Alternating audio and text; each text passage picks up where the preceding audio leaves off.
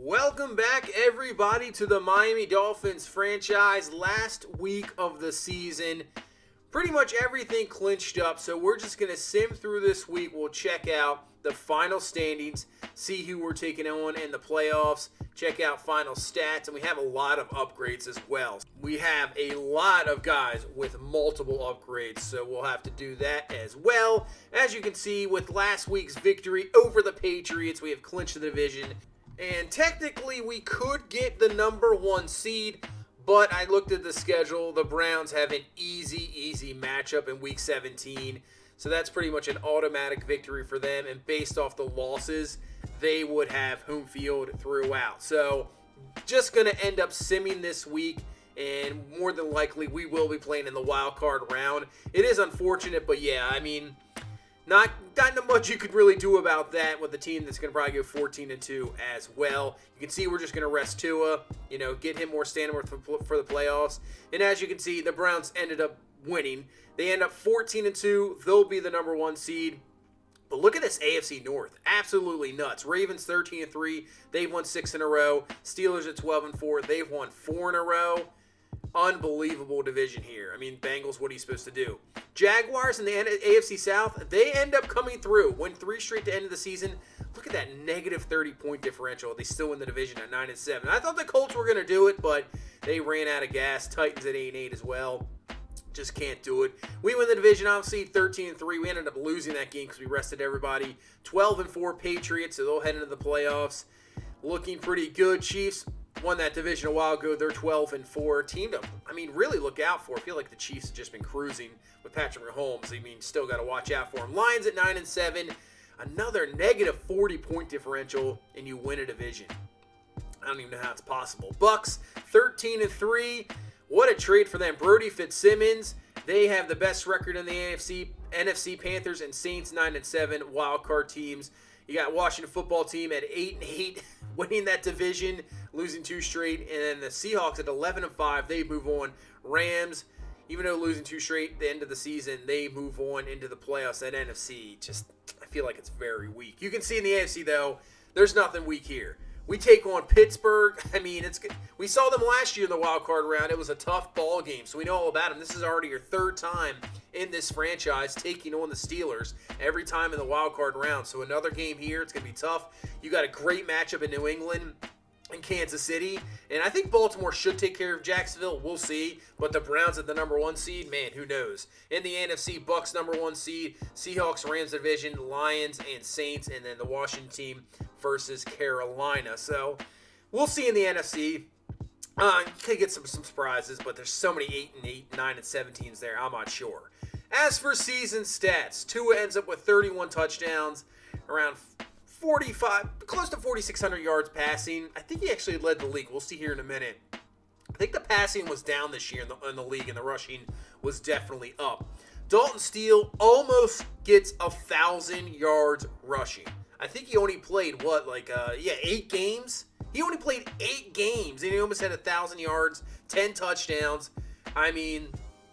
The dude is definitely worth it. The contract, at first, I was like, you let him hold out, I'm not sure. And man, ever since he came back from injury, you can see the type of player he is and why we gave him that contract. Packer Patrick, even though he misses the final 4 games, still leads us in catches and yards. But Lavera's Claiborne, still another great season. Over 1,000 yards, over 10 total touchdowns, 13 total to lead the team. Great season. Austin Dillard, pretty good. 16.1 average for his first full season since he never played with Jacksonville. Garvin looked like he was coming on strong there at the end. Obviously up now to a star development. And Joe Waddle, we didn't get too much time with him. Obviously so many guys around, but still I think he has some chances. And Alex Keys, same thing. I think possibly next year he gets some more playing time, and we can see what he really has. As for defense, Jerome Baker leads us in tackles. Austin Cloud right there, and Simmons third. Daniel Reed, the rookie, actually ended up at 81 total tackles. So that's, you don't always want corners to be up there, but still, it's good making plays, being physical. Nathan Martin leads us in sacks. Simmons was 7. Haynes was 7. And, we might not have those guys that are going to, get big-time sack numbers, but overall, I thought the pressure was a lot better this year, and that's good to see. And Noah Abenagati ends up with 7 picks, great season for him. First year as a starter since we moved on from Xavier Howard. Byron Jones with 4, Cloud with 2. Daniel Reed did get 1 pick on the season, and Jerome Baker as well. We didn't really create a ton of turnovers early on. Then all of a sudden, it just took off, and the picks were happening back and forth. So that is good to see. That game there against Watson where he only threw 1 pick the whole entire season, and we pick him off 3 times. So that was great to see. Love to bring that into the playoffs as well. As Tua does lead the league in passing yards. You can see Brody Fitzsimmons. Great season. New England lets him go, but they got their quarterback. They got Watson. So that trade really worked out for both teams, no doubt about it. You can see Watson there ended up with 36 touchdowns, 4 picks. But you can see the passing yards down this season. That is for sure. Last year, Allen had over, 5,200 yards passing. We had over 5,000 yards. There was a couple guys up there with 47 and 48. So passing touchdowns look like they're up, but passing yards were definitely down. So if passing yards are down, I'm guessing there's going to be a lot of rushing yards, that's for sure. But you can see a lot of the guys having fantastic seasons. Brian Payton from Pittsburgh, who we'll see, he had a 39 and 3. Can't really complain with that. And you can see the rushing stats. Chubb with just about 1,700 yards. But look how many guys we have over around 1,200 yards rushing. That's a lot than we're used to usually. In real life, technically, nowadays, reaching 1,000 yards, it's almost like, 20 years ago. If you reached 1,000 yards, that's a great season. I feel like, nowadays it's just, you're not going to get those guys that go off because obviously, unless you're having a 3-down back, it doesn't really happen as often. You're going to split carries, no doubt about it. Yeah, unless you're McCaffrey or, somebody like that that's going to get the carries, but, and then, just have to stay healthy. But maybe a resurgence here in the run game. As for receiving, look at Marquise Hollywood Brown. He leads the league, 1,200 yards receiving. You can see the receiving yards are definitely down. Even Pat Kirkpatrick, you can see how down they are. He misses the final 4 games of the season and still finishes in top 5 of yardage. That is crazy. Claiborne is up there as well. Pat Kirkpatrick is an absolute beast. And the great thing about him, he is back for the playoffs. He is ready to go. So that helps us out a lot as well. As for touchdowns, Jacoby Myers with 15. See Claiborne with 13, so he's tied for second with a bunch of guys. I think Saints have a great receiving core there with Kendall Riles and obviously Michael Thomas. A lot of guys with Pascal, William Beckham, so the Browns. When your quarterback throws 40-some touchdowns, you're going to have a lot of guys up there in stat-wise, but the Browns are formidable. I said it last year. That was the hardest game in the playoffs that we had.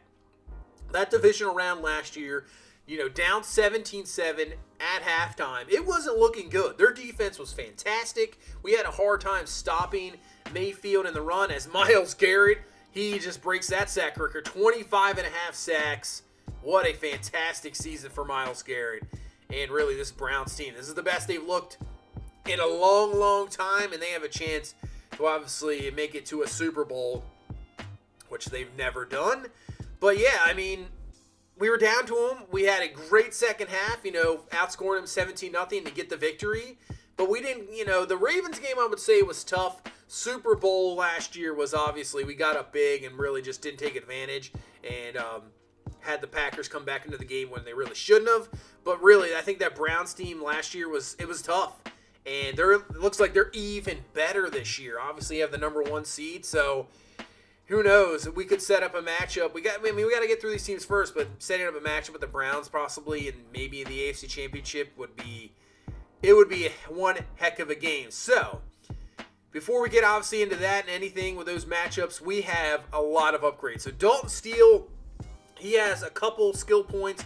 So, we go with the power back upgrade just to keep that going because right now, 92 elusive back. I think we just continue with the power. I think he's fine enough in the receiving. We don't really have to go too far into that. But you can see he's up to a 94 overall with the morale. So, really a 92. And he is an outstanding running back. Fantastic.